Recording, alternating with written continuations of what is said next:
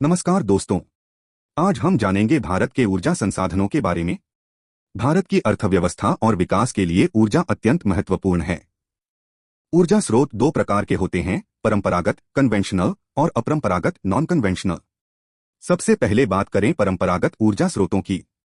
इनमें कोयला, पेट्रोलियम, प्राकृतिक गैस और जलविद्युत शामिल हैं।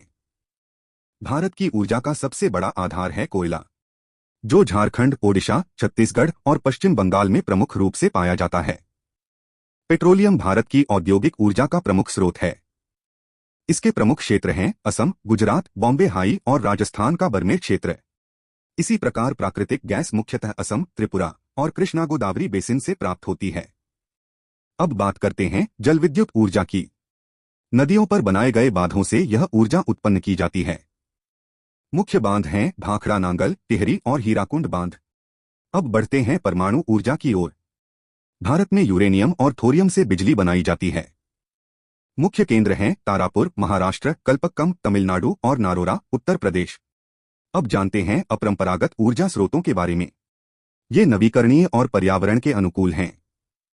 सौर ऊर्जा भारत के सबसे संभावनाशील स्रोतों में से एक है, जो राजस्थान, गुजरात और लद्दाख में तेजी से विकसित हो रही है। पवन ऊर्जा तमिलनाडु, गुजरात और महाराष्ट्र जैसे राज्यों में प्रमुख है, जहां बड़े बड़े वाइंड फार्म बनाए गए हैं।